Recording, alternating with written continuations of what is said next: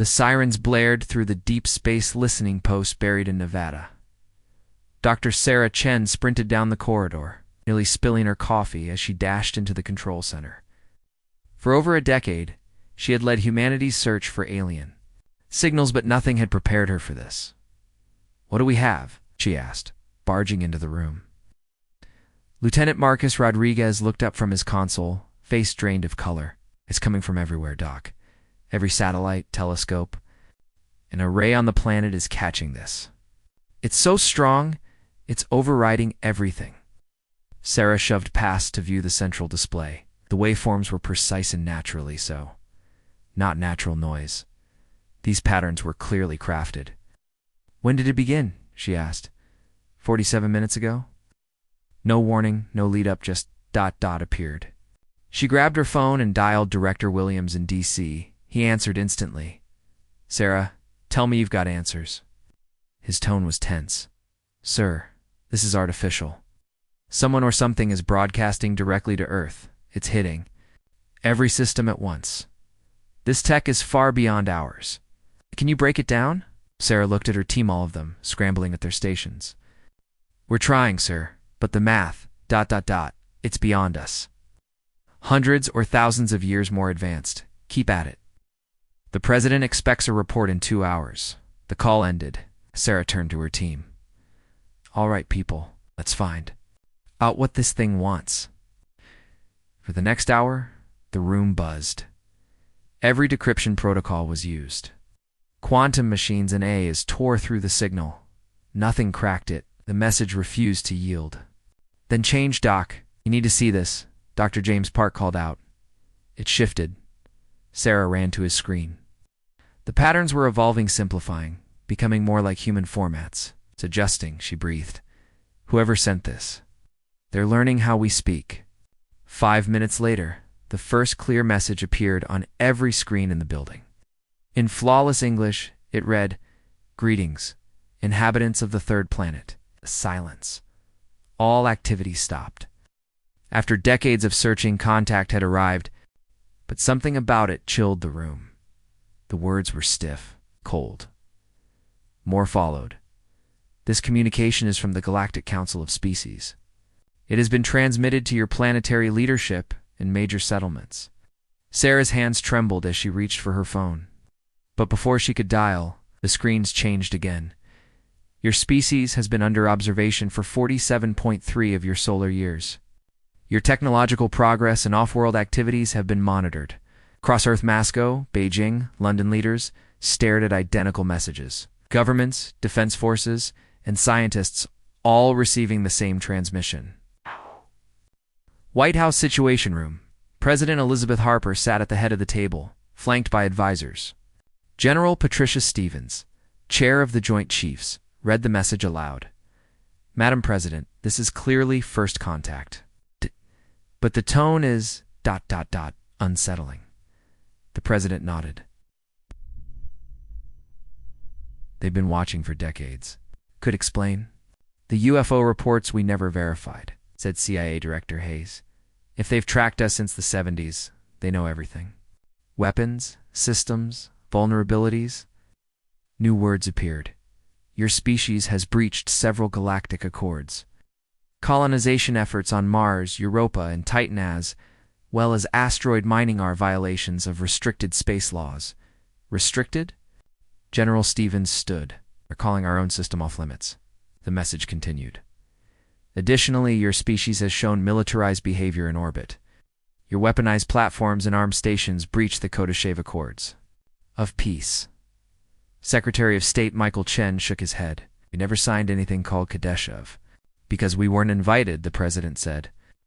"They made rules about us without us." All over the world, people watched the same words on their devices, phones, TVs, laptops, in New York. Traffic froze as drivers stared at their screens. In London, crowds read in hushed awe around public displays. The message continued. "The Galactic Council acknowledges. Your species is young and may not grasp the impact of these actions. Therefore, an opportunity for correction is extended." At the Nevada facility, Sarah and her team documented every frame. The implications were overwhelming. Earth was not alone. But it was also ... uninvited. Then, new text. To avoid corrective measures, the following must be agreed upon. A list appeared. 1. All human colonies beyond Earth must be vacated within 7 standard galactic cycles, approximately 7 Earth years. 2. All military installations and weapons in space must be dismantled. 3. Human spaceflight must be restricted to Earth and its moon. 4. Your species will become a protected member under Council supervision. A Galactic Council outpost will be established in your system to monitor compliance. In the White House, the room went still. Everyone understood. Earth was being told to surrender everything it had built beyond its atmosphere. This isn't negotiation, General Stevens said at last. It's a demand, but the message wasn't finished. These terms are final. Your species exhibits the same expansionist patterns that previously led to galaxy-wide conflicts. The Council exists to prevent further instability. President Harper rose. How many species make up this council? We represent 434 member civilizations, which has achieved peace through council leadership. Leadership, Hayes muttered. They mean control. The text continued. Now with a sharper edge, your species has potential, but your aggression and rapid expansion endanger galactic harmony. The Council has successfully guided 434 civilizations to peaceful coexistence. You will be the 435th. And came the veiled threat. Failure to comply within the allotted time will initiate corrective procedures. The Council is authorized and fully capable of enforcing interstellar law. Resistance is discouraged. General Stevens slammed her palm on the table. They're issuing an ultimatum. Right here in our own sky. Finally, the last lines appeared, a representative of the Council. The Scar of the Hegemony will arrive in your system within 7 Earth days to establish a formal link. The Council requests peaceful cooperation. And then it was over. All screens returned to normal. But the world wasn't the same. Back in Nevada, Sarah stared at the black monitor. Everything had changed. Earth was no longer isolated. They weren't seen as allies, were seen as a risk. Rodriguez stepped beside her, voice low. What do we do now? Sarah didn't answer immediately. She thought about the words. 7 days to reply, 7 years to dismantle everything. Humanity had built a choice between submission and something far worse. She lifted her phone. Sarah lifted the phone again, preparing to reconnect with Washington. The president would soon need to speak to the world. People everywhere were demanding clarity, but what could anyone say? Do you explain to billions that contact with extraterrestrials had occurred and that those aliens had just ordered humanity to stand down? Across the globe, leaders held emergency meetings. Military advisors debated whether Earth's defenses could withstand a potential extraterrestrial threat. Scientists raced to study the technology that had contacted them. Spiritual leaders tried to help people reconcile this moment with long-held beliefs about humanity's place in the cosmos. But one fact was clear to all who read the message. This wasn't the hopeful encounter the world had imagined. It was a declaration from beings who saw themselves as above humanity. They had studied Earth, measured it, and now issued judgment. The universe wasn't silent. It was ruled. And humanity had just been told to either obey or face consequences. The countdown had begun. 7 days passed since the message arrived. Across Earth's sleepless nights became the norm. Media outlets ran constant coverage of the event. Scientific panels debated its meaning. Military strategists analyzed alien intent. Faith leaders tried to calm rising fears. But behind the scenes, the most important conversations were happening out of public view. President Harper sat inside the Oval Office with her most trusted advisors. The last week had been a blur of urgent meetings, non-stop calls with world leaders, and classified briefings. Now the time had come to respond. The United Nations Assembly is ready, said Secretary of State Michael Chen. Every head of state will be watching. The entire solar system is tuned in. General Patricia Stevens placed a thick folder in front of the president. Ma'am, there's something you need to see before the address. This changes everything, Harper opened the file. Inside were photos, schematics, and intelligence reports. Her eyes widened as she scanned them. "How long have we known about this?" she asked quietly. "Over 3 decades," Stevens replied. "Ever since we picked up the first unidentified probe in 1995, we began planning for this moment." Secretary Chen leaned forward, trying to process what he was hearing. General Stevens activated the large wall screen. Images flickered to life enormous structures in orbit, bases tucked inside asteroids, and what looked like mining equipment but was clearly military grade. "We called it Project Lighthouse," she explained. "The concept was simple. If aliens were watching, we'd let them see only what we wanted. A carefully crafted illusion." Harper stared at the screen. "You're telling me the aliens thought they were watching an early-stage civilization, but we were secretly building defenses?" "Exactly. Every outpost, every station, every colony is equipped with concealed military assets. What appears to be industry and exploration is actually defense and readiness." Chen shook his head, amazed. "They've been monitoring us for 50 years, but what they saw was a fiction." Stevens nodded. "We've been playing the long game, hiding our progress, learning from every unexplained sighting, reverse engineering what little alien tech we could recover, quietly building the real response." "So you believe we're ready to confront them?" the president asked. "We may not match their strength, but we can surprise them. They think we're weak. They'll find we're anything but." 2 hours later, President Harper stood before the United Nations General Assembly. The chamber was full. Delegates from every nation had gathered. Outside, millions stood in plazas, streets, and parks, watching the live broadcast.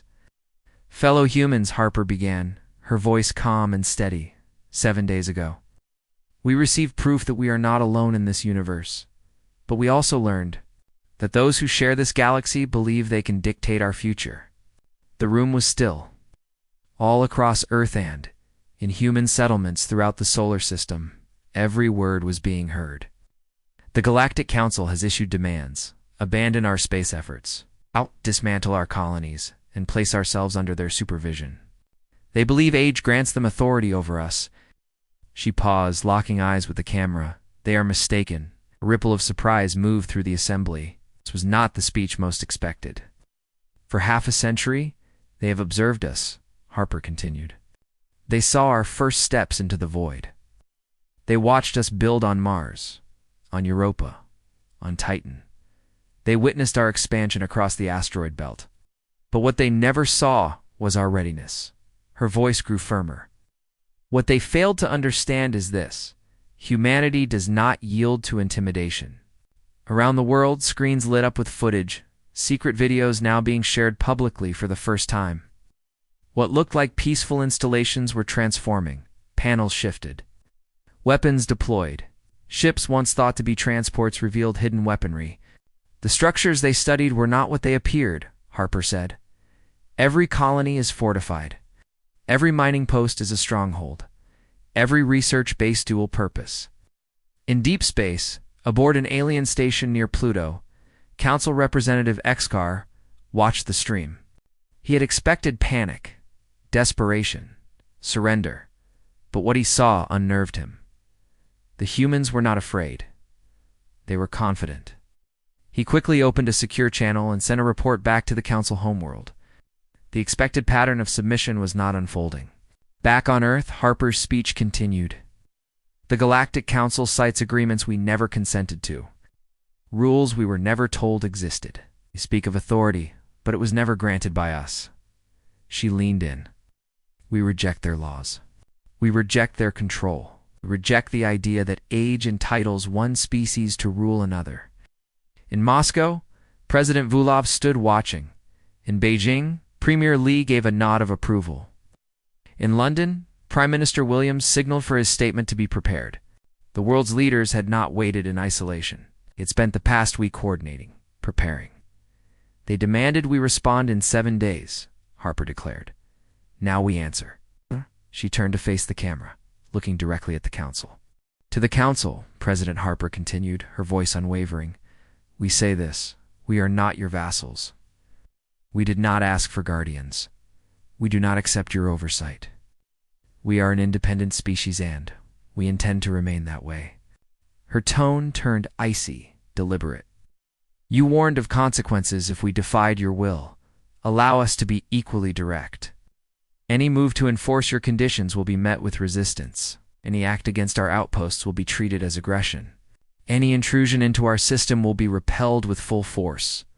Across the globe, billions listened in silence. Their leaders were not surrendering. They're preparing to stand their ground. You claim to represent 434 civilizations who now live under your authority, Harper said. Perhaps they complied because they lacked options. Perhaps they were defeated before they could prepare. Or perhaps they believed your promises of peace. She paused, letting the weight of her words settle. But humanity will not repeat their mistake. Deep beneath Colorado Springs, inside a covert military operations hub, Admiral Sarah Rodriguez monitored the system-wide activation. Hidden defense grids went live. Camouflaged ships powered up. Crews trained in secret, readied for the battle they had always known might come. Back at the UN, President Harper pressed forward with her final statement. We accept that your technology surpasses ours. We acknowledge your greater numbers. We know you've subdued worlds before. Her voice dropped, cold and fierce. But you have never faced us. You've never confronted a species that has spent 50 years preparing. For you, you've never met a people who would rather die free than live subjugated. Stepping back from the podium, she gave one final glare to the cameras. Representative Esther, you expected compliance. Instead, you've received our Declaration of Independence. Her voice now echoed around the chamber and across the solar system. We claim the right to exist freely. We claim the right to explore, to grow, and to expand without your permission. Her eyes narrowed. You asked for our answer? Here it is. We reject your demands. We deny your authority. And if we must fight to stay free, we will. Shh. Took a breath. If you intend to rule us, be prepared to conquer us. Understand this such conquest will come at a cost you cannot imagine. With those final words, the transmission ended. For a moment, the earth stood still. Then, applause erupted. Cheers broke out in cities and on colonies. Military personnel on space stations saluted their screens. Across the solar system, one truth rang clear. Humanity would not yield. In orbit beyond Neptune, inside the observation, Craft Representative Zethkar sat frozen, staring at the no-blank feed. In his 3 centuries of diplomatic service, nothing like this had ever occurred. Ow. No species had refused the Council's initial offer. The script was always the same. Contact, terms, compliance. But these humans had defied all precedent. It triggered an emergency signal to the Central Fleet. This was no ordinary case. These beings had prepared for war. And, more unsettling still, they believed they could win. Estkar began composing his report. He had never felt uncertainty in a mission before. This species was unlike any other. They lacked the instinct to surrender. As his warning raced across subspace to the Council's core world, commanders across Earth's solar system received their own coded orders. Bases once buried in silence came alive. Weapon platforms unmasked themselves. Uniformed crews stepped into warships long hidden. The decision was made. Humanity would face the consequences. But the galaxy was about to learn something new. It wasn't human technology or firepower that made them dangerous. It was their unshakable refusal to kneel. The great chamber of the Galactic Council, stretched across the interior of a massive dome, capable of housing all 434 species representatives. That day, it was alive with outrage and disbelief, echoing. In dozens of languages, humanity had done what no species ever dared. They said no. At the central podium, Council Speaker Vextel lifted one of his thick appendages. His voice, deep and ancient, brought silence to the chaos. As the oldest species in the Council, his authority was rarely challenged. Representative Zather, he boomed, inform this assembly how a developing world has refused our authority.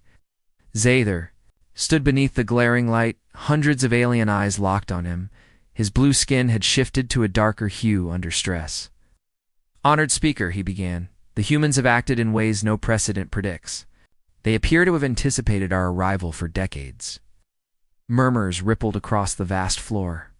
From the Zetalian Empire, Representative Quinder rose, anticipated. Our intelligence reports show a species barely past orbital travel, armed with primitive weapons. How could they prepare for us? Star activated his display.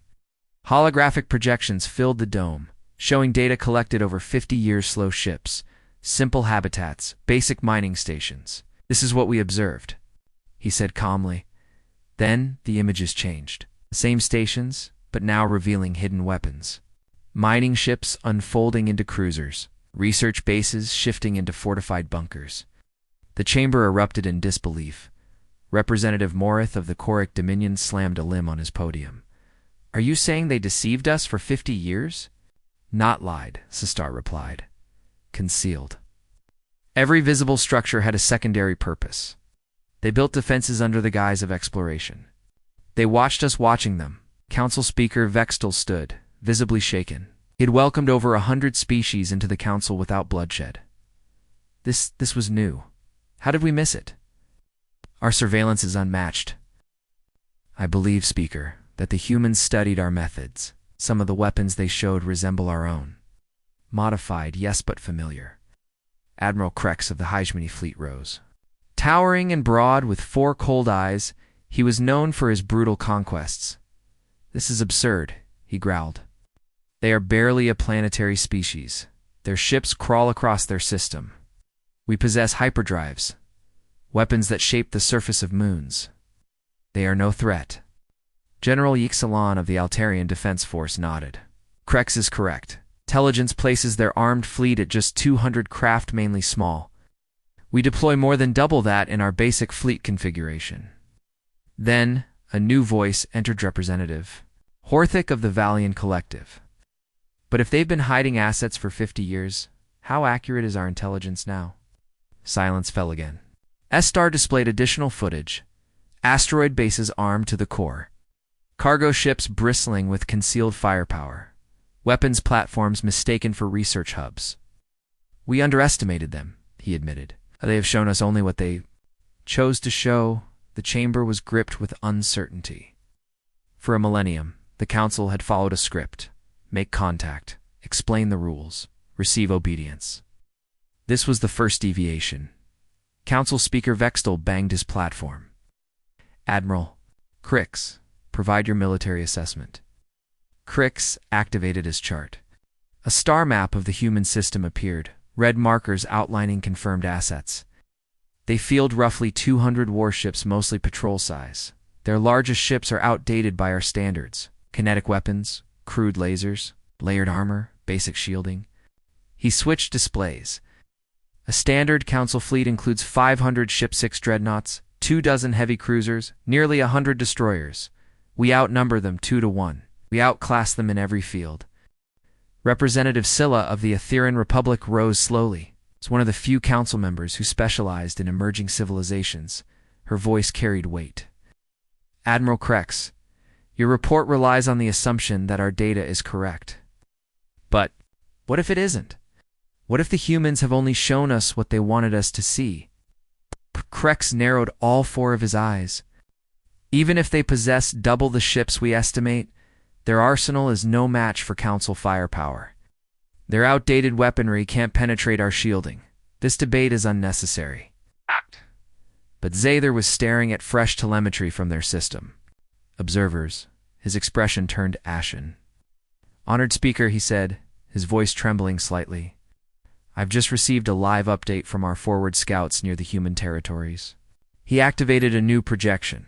This time the chamber fell completely silent.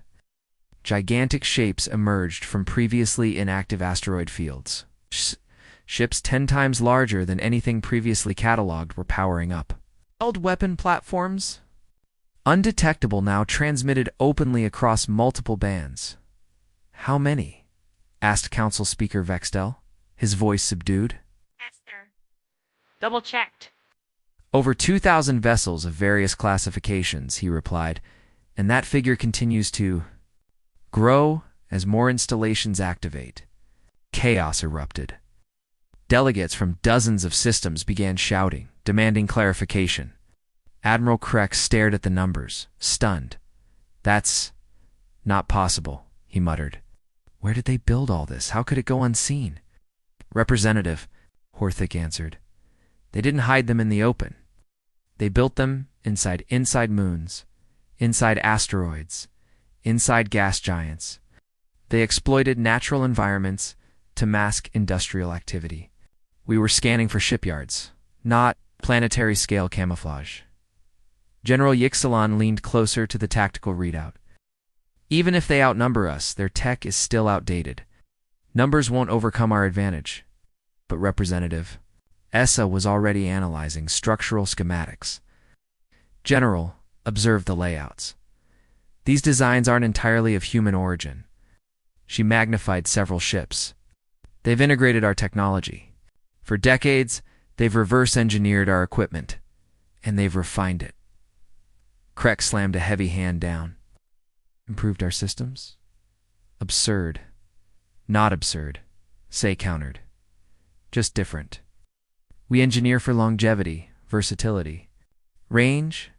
They optimized everything for close range, high-impact encounters within their system. These ships weren't designed to travel far. They were built to kill what enters their space." Council Speaker Vextel reviewed the report carefully.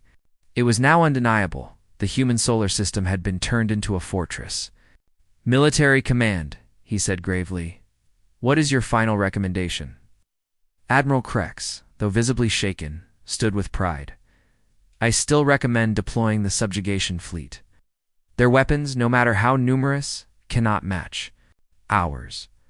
When they see our true strength, they will fold." But General Yixalan wasn't convinced. "Admiral, our intel was dangerously incomplete. If we misjudged their numbers, what else have we misjudged? Perhaps we should reinforce." "Reinforce?" Krex scoffed. "Against a pre-FTL species? That signals weakness. What will our member species think if we need reinforcements to conquer one primitive system?" But Representative Quinder raised a deeper concern. "What of their message?" Their leader warned us.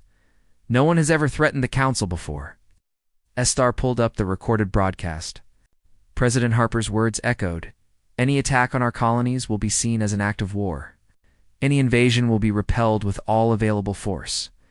The chamber fell quiet again. There was something in her tone, not pleading, not frightened, something else. "That voice," Say whispered. "It's not desperation, it's a resolve." She looked around. "This isn't a bluff. They mean to fight." Speaker Vextel made his ruling. "Admiral Krex, proceed with the subjugation operation?" "We must not. Adjust our stance for a less developed species, but prepare reserves. Quietly, should they become necessary." Krex nodded. "Understood, Speaker. We'll remind the humans what defiance costs." As the council adjourned, murmurs filled the chamber. Some envoys voiced excitement about witnessing humanity's fall. Others, though, felt unease. In a private meeting room, several representatives lingered. "This is not how first contact is supposed to unfold," Horthick said quietly. "They've been anticipating this day." "They act like a species that believes it can win," Zilla nodded. "In agreement? I've studied 127 emerging civilizations. None of them ever prepared like this. Not one." "Confidence is one thing," said Representative Morgoth. "Victory is another. No species has ever resisted the Council and prevailed. But as they turned to leave, single thought clung to them all. The humans weren't like anyone else. They hadn't begged for peace. They hadn't collapsed under pressure.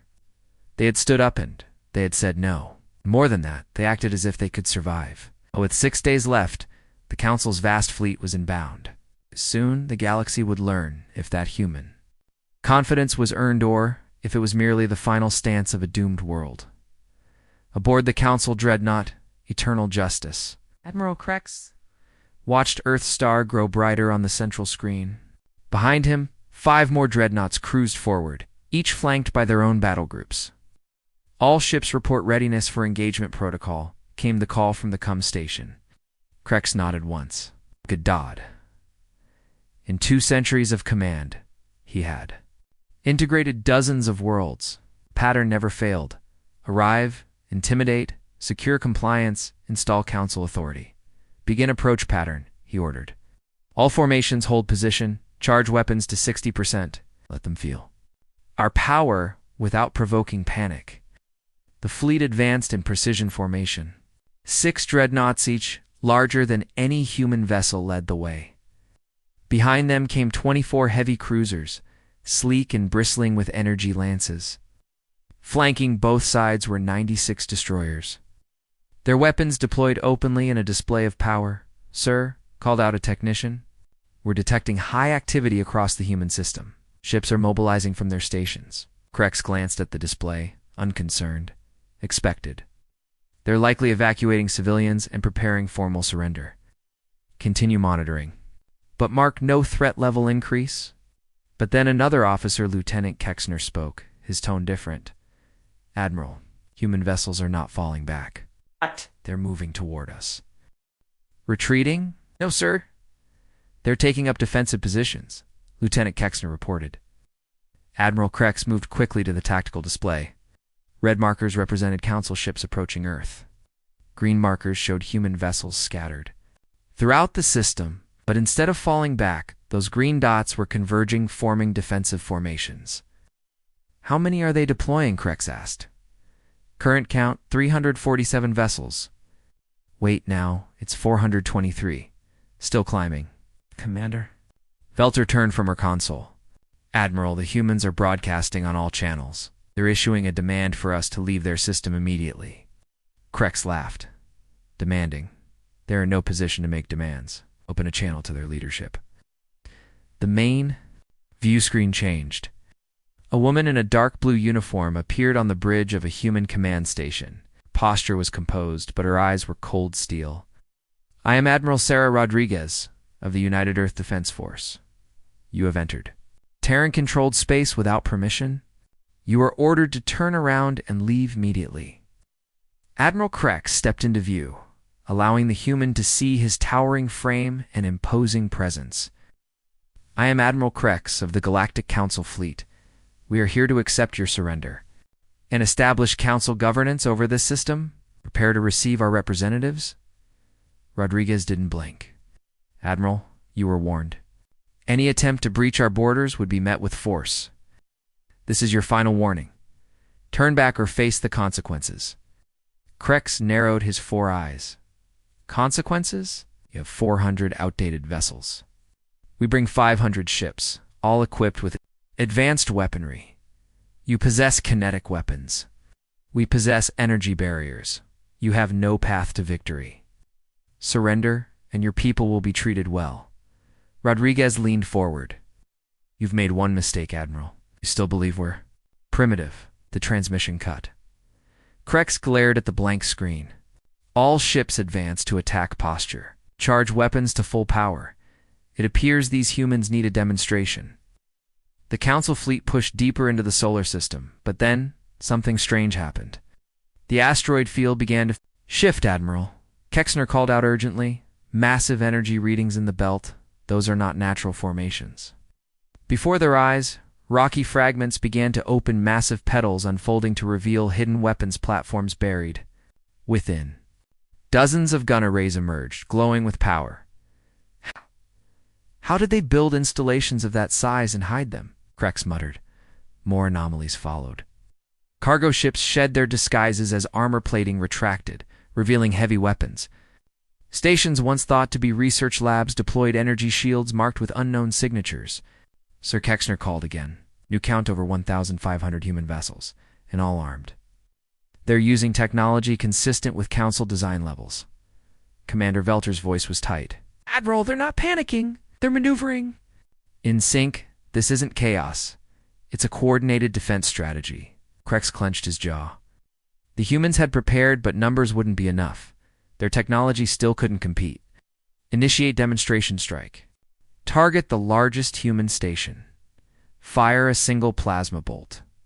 Let them witness true firepower. The Eternal Justice charged its main cannon and unleashed a beam of searing plasma toward a station orbiting Mars. The weapon sliced through the void bright. Enough to be seen from Earth's surface? It struck the target and vanished into the station's shield, sir. Kexner's voice was stunned. Direct hit, no damage detected. Their shields absorbed the blast entirely. Krex stared at the display. That weapon should have torn apart any primitive system. Instead, the human station hovered unharmed. Its shield glowed brighter, as if charged by the impact. How is That possible? There was no time to answer. The human station returned fire. But it wasn't with simple railguns or nuclear payloads. It launched a barrage of glowing plasma bolts, nearly identical to Council weaponry. They struck the Eternal Justice, and for the first time in recorded history, the Dreadnought's shields failed. For several seconds, the entire vessel was exposed. Damage report, Krex shouted, but no one answered. Scene transition, 6 months. Later, the Galactic Council chambers were unrecognizable. Gone were the confident voices of old. Now, quiet. Worried whispers filled the air as envoys debated the impossible, how their perfect order had failed. Council Speaker Vextel, older and wearier than ever, read the latest reports. 3 Council fleets had been sent to the Sol system. 3 had been destroyed. The humans weren't just defending anymore, they were expanding. Representative Zather addressed the emergency session, his skin pale from stress. Behind him, holograms showed a new galaxy. Honored delegates, he began. The human advance has continued. They've established colonies in 17 systems once under Council jurisdiction. Shock rippled through the chamber. How barked Representative Winder of the Zetalian Empire? Those systems are hundreds of light years away. But the humans do not possess faster-than-light travel. Star changed the display. That was true 6 months ago. It is no longer true today. A new projection appeared. Sleek Terran vessels. Moving effortlessly between stars, their drives glowing with unfamiliar energy. They looked nothing like the ships the Council had studied for decades. Where did they get FTL technology? Krex demanded. Though demoted, he remained the senior military advisor. They built it, Estar said grimly. They recovered our wreckage and reverse-engineered it. In 6 months, silence. Representative Scylla pulled up her own data. They are not expanding randomly. Every system they've moved into had recent unrest, species dissatisfied with Council leadership. They are offering protection. A map appeared. Red dots spread across Council space, each one a new Terran colony or allied system. There. Building something new, she continued. An alliance, a rival order. Council Speaker Vextel felt the weight of 1,000 years begin to crack. Which species have accepted Terran protection? Star turned back to the projection. Camray were first. 3 months ago, then the Valari, the Zerani, the Plexuna, the Mordith Collective. One by one, species names were listed. Not primitives, not weaklings. These were developed industrial powers. How many? Vextel asked. As of this morning. 47 species. Admiral Krex slammed his fist onto his console.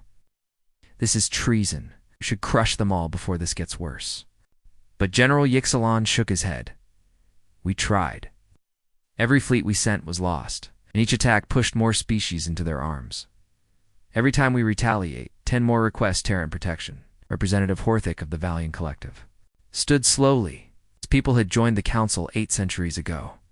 Perhaps, he said carefully, we must ask the question no one wishes to raise. Why? Do so many prefer the humans over us?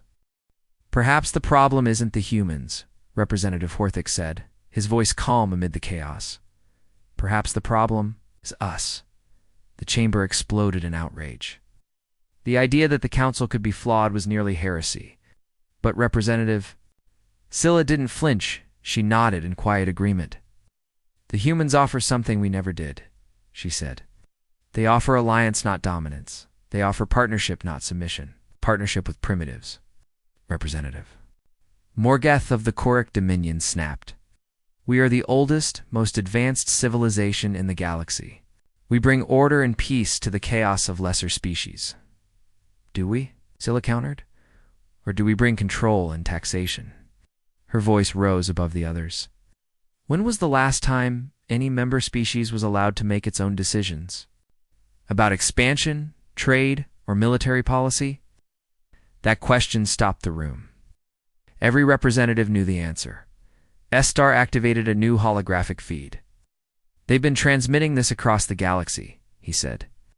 The humans call it the Declaration of Galactic Independence. President Harper's voice filled the council chamber once again, this time not as a defiant enemy, but as a rallying cry. We hold these truths to be universal, she declared, that all sentient species are created equal, that they are endowed with certain unalienable rights. Among these are life, liberty, and the pursuit of happiness. Silence gripped the chamber. Delegates from hundreds of worlds listened to a message heard by billions. To secure these rights, governments derive their power from the consent of the governed. And when any government becomes destructive to those ends, it is the right of the people to alter or abolish it. Representative Quindor was first to break the silence. They're calling for the end of the council. No, Representative Scylla corrected. They're calling for the end of rule without consent. They're saying no species should obey laws they didn't help create. Speaker Vextel tried to restore order, but arguments burst from every corner. Some demanded war. Others proposed negotiation, and a few simply remained quiet, disturbed by the clarity of what they had just heard. Then the chamber was interrupted. A priority signal flashed across the master display. Admiral Krex rose, reading from a trembling data feed. Honored Speaker, I have urgent news. Human fleets have arrived at the edge of 17 Council Core systems. What? Gasped Vextel. Are they attacking? No, Krex answered. They're waiting, just waiting. The chamber froze. The core systems home to the Council's most vital worlds, protected by the greatest fleets in the galaxy, were being watched. How many ships? The speaker asked. Our scouts report more than 3,000, Krex replied grimly. Possibly more. The humans have mastered the art of hiding their strength. Quiet dread settled over the chamber. They're not issuing demands. Morgeth asked. No ultimatums, no threats, Krex replied. They're simply letting us see them. New transmission arrived. Honored Speaker, said Zeta, the humans are requesting to address the entire council. Put it through, Vextel ordered. The main display shifted. President Harper stood on the bridge of a Terran warship. Through the viewport behind her, the surface of a council world shimmered in the distance. Members of the Galactic Council, she began. 6 months ago, you gave us an ultimatum. You demanded our surrender. We refused. You sent fleets. You destroyed them. Her tone was measured, not boastful, just matter of fact. You threatened the species who joined us. They did not bend. We could have retaliated. We could have attacked your worlds as you attacked ours, but we did not, because we are not you. Gasps rippled across the chamber. We do not believe might makes right. We do not believe the old must rule the young. We do not believe any species has the right to rule another. She gestured to the council world behind her. Our fleets are not here to conquer. They are here to protect those who chose freedom over fear. We demand no surrender. We want no empire. Her voice hardened, but make no mistake. Any attack on our alliance will be met with the full power of humanity. Any attempt to re-establish council rule through force will end in annihilation. She leaned forward. The age of empire is over. The age of peace through submission is finished. The galaxy must choose rule through fear or cooperation through respect. Harper paused, then delivered her final message.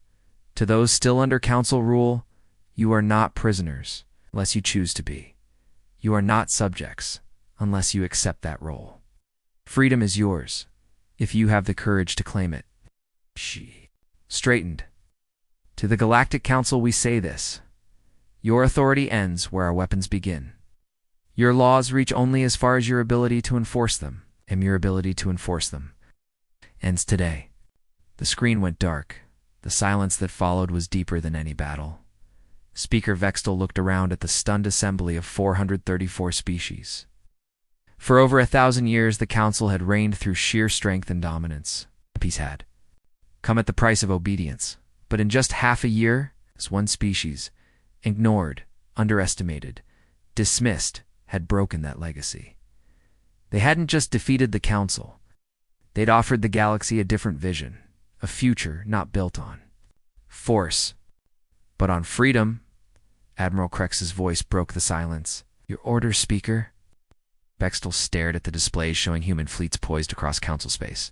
He saw the list of member species that had already defected. He saw the truth. No one could deny. Send the order, he said. To all Council fleets, stand down.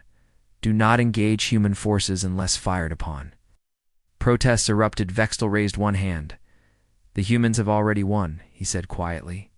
Not just the battles. They've won the hearts and minds of the galaxy. To fight them now would only prove their point.